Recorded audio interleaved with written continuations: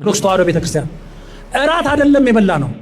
እስቲ ወንጌሉን አንብቡት። እምድኅረ ተደሩ ነው የሚለው። ታቦትን ጠረጴዛ ማለት የአጋንንት የርኩስ መንፈስ ትምህርት አለን። ግን አሁን ስግው ቃልን የድንግል ማርያም ልጅ ኢየሱስ ክርስቶስን ግን ስንጠራው አንድ አካል አንድ ባህሪ ነው የምንለው። ከተዋህዶ በኋላ ሁለትነት በየትኛውም ማብራሪያ አይነገርም። ጽላቱን ለብቻ ነጥለ መጥራት አንችልም። ታቦቱን ለብቻ ነጥለ መጥራት አንችልም። ጽላት አልን ማለት ታቦትም አልን ማለት ነው። ታቦት አልን ማለት ጽላትም አልን ማለት ነው። እግዚአብሔር የሰጠንን ታቦት አስጥሎ ጣዖት ለማስገባት የሚታተል ትውልድ፣ አመንዝራ ትውልድ። የኢትዮጵያ ቤተክርስቲያን መጥቶ የማይቆርብ ተደራጅቶ በማህበር ግብፅ አርበን ድረስ እየሄደ የሚቆርብ ትውልድ እኮ አመንዝራ ትውልድ አለን። ኦኬ፣ ሙሉ ሐሳቡ ይሄ ነው። የመጀመሪያው የምንመለከተው ጉዳይ ይሄን ይመስላል። ኦኬ፣ ከመጀመሪያው እንነሳና አንዳንድ ነጥቦችን እያየን እንሂድ። ኦኬ፣ የኦርቶዶክስ ተዋሕዶ ቤተክርስቲያን እራት አይደለም የበላ ነው። እስቲ ወንጌሉን አንብቡት። እምድኅረ ተደሩ ነው የሚለው። ታቦትን ጠረጴዛ ኦኬ፣ የጌታ እራት የሚለውን ኮንሰፕት መጀመሪያ ይቃወማል። ይሄም አጋንንታዊ ነው። በነገራችን ላይ ለምሳሌ መጽሐፍ ቅዱስ የጌታ እራት ብሎ ከጠራ የጌታ እራት ብሎ መጥራቱ ምንም ስህተት የለውም። እነሱ ካዘጋጁት ዲስኩር ይልቅ እነሱ ከተበተቡት የኦርቶዶክስ አስተምሮ ከሚሉት ተረት ተረት በላይ መጽሐፍ ቅዱስን ነው ልናምንና ልንቀበል እንደወረደ ቃሉ ልንጠቀመው የሚገባው ማለት ነው። የጌታ እራት የሚለው ቃል የመጽሐፍ ቅዱስ ቃል ነው። የጌታ እራት ይሄ ሐዋርያው ጳውሎስም በተደጋጋሚ ይጠቀመዋል።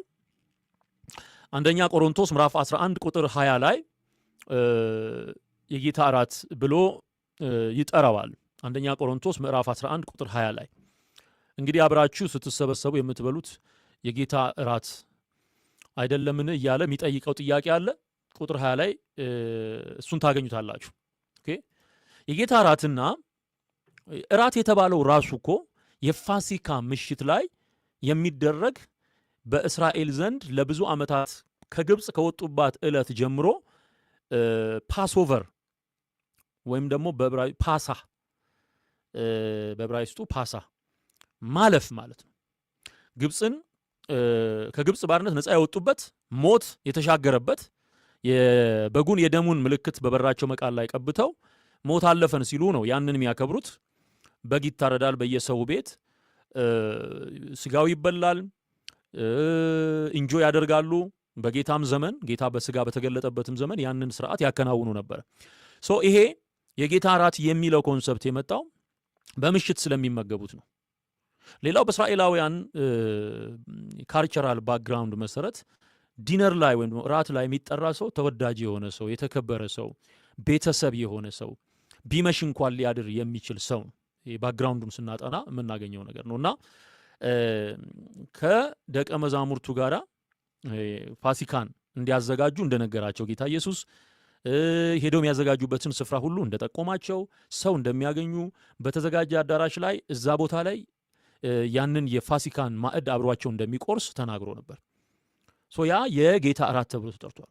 አሁን ኦርቶዶክስ ከእግዚአብሔር ቃል በተቃራኒ እንደምትሄድ የምታውቀው የጌታ እራት የሚለው ስያሜውን ራሱ ይቃወማሉ። የጌታ እራት አይደለም ነው የሚለው። የጌታ እራት አይደለም ነው የሚለው። መጽሐፍ ቅዱሱ ደግሞ ምን እያለ ነው? እራት እያለ ነው። እራት አይደለም የበላ ነው። እስቲ ወንጌሉን አንብቡት። እምድኅረ ተደሩ ነው የሚለው። እሺ፣ እምድኅረ ተደሩ ማለት ይሄ ግዕዝ ነው እየጠቀሰ ያለው። ከበሉ በኋላ የሚለውን ቃል እምድኅረ የሚለው በኋላ የሚለውን ቃል ለማምጣት ነው። መጽሐፍ ቅዱስ ግን የጌታ እራት ነው እያለ ያለው። የጌታ እራት ካለ አትጨምርም አትቀንስም። የጌታ እራት ቁርባን የሚል ለምሳሌ የለም። ኦኬ፣ ቁርባን የሚል ኮንሰፕት የለም። ትቆርባላችሁ፣ ቆረባችሁ ወይ፣ ልትቆርቡ ነው ወይ፣ በዚህ ወጣ በዚህ ወረደ የሚባል ነገር የለም። በቃ መጽሐፍ ቅዱስ ላይ ያለውን እውነት ተቀብለህ መኖር። ምንድን ነው የሚከብዳቸው? ቆይ ምንድን ነው ችግሩ? መጽሐፍ ቅዱስ ያለውን ማለት አይሻልም? ቁርባን የሚል ኮንሰፕት የለም። የጌታን ማዕድ የሚል ቃል አለ። የጌታ እራት የሚል ቃል አለ።